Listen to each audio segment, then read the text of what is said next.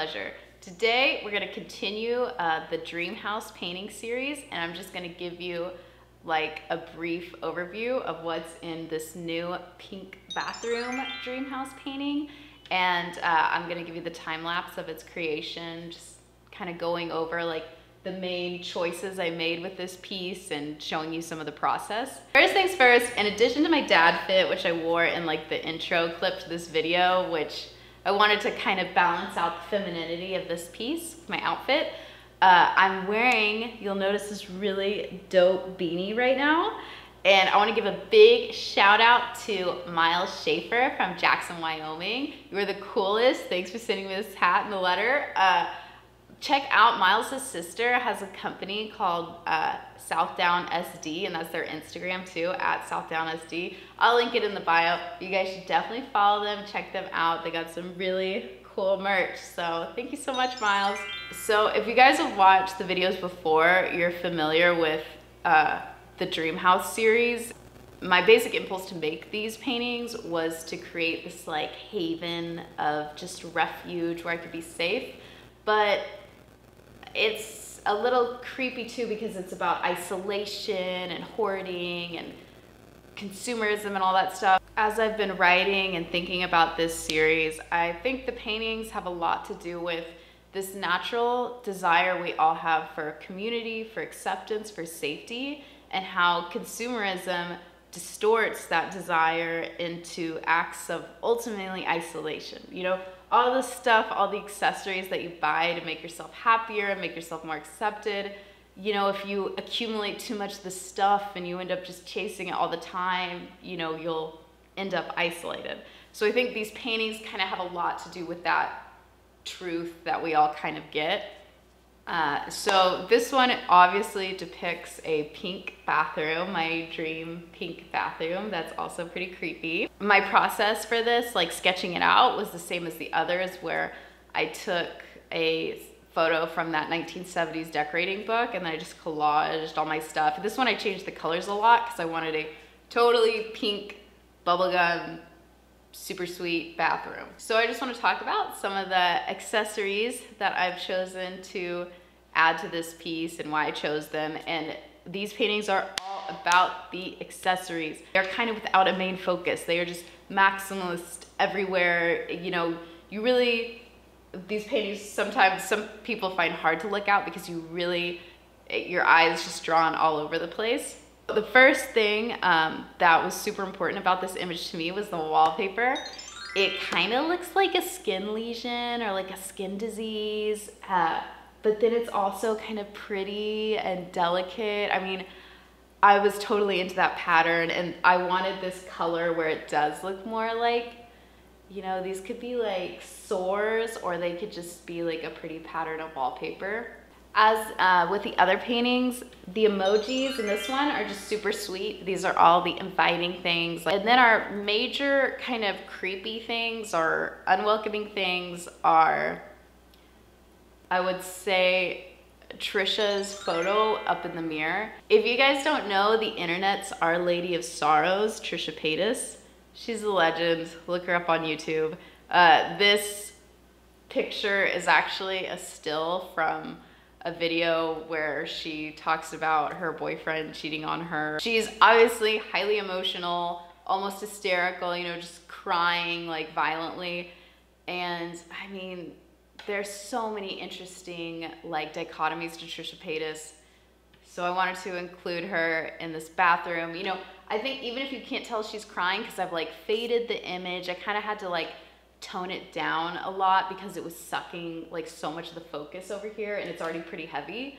So I kind of faded her out a little bit, but I think you can still tell that it's a pretty intense emotion up in the picture in the mirror. And then also I think that this robed figure kind of coming out of the darkness is pretty creepy. And that could be a stand-in for the viewer, I hope, or for myself. You know, not yet fully emerged into the scene. It's like that moment when they're walking in.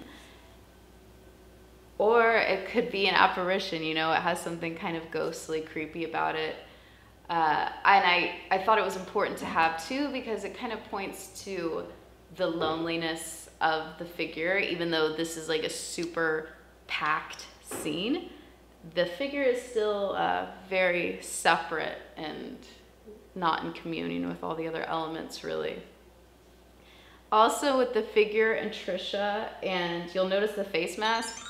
Face mask to me is kind of like borderline inviting and creepy. Like, it's creepy because it's like just this face, but I still think it looks kind of yummy, like this avocado face mask. I don't know.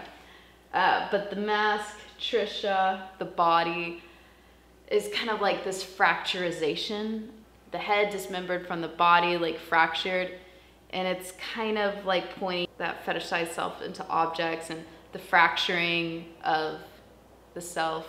As far as beauty accessories, we have a nail polish holder with a ton of different colors, you know, rainbow. We also have the brushes and a clear acrylic brush holder with little beans to hold them. We have a Jeffree Star Cosmetics mirror, and we have a avocado face mask. As you can see, the face mask and the nail polish are painted very kind of like chunkily, like just not so much worried about the values, just like a color on there, kind of flat. And I thought it was interesting for the piece, and kind of it mixes up that balance of like very like sophisticated tones with like very crude, but you still get the idea of like all the different colors of the nail polish, and you know that's a face mask. I included Jeffree Star because he's another YouTuber, and you know, his kind of like American dream story came from like not much and is incredibly successful. I want to send my thoughts to Jeffree and Nathan on their recent breakup. I hope I didn't curse you by putting your merchandise in this painting. I don't think I did, but hope you guys are doing okay after the split. If you guys don't know who Jeffree Star is, who it's probably the same people who don't know who Trisha Paytas is, they're very successful YouTubers. I also have little alcohol decanters here, as I've had in every painting, because again, alcohol is kind of the ultimate, like, it's a refuge, but also very isolating in some ways. Self-destructive, hoarding, like those are all themes in these paintings. That kind of covers the major components to the piece and some of my decisions and thoughts I had while making it. So here is a time lapse of me actually painting it.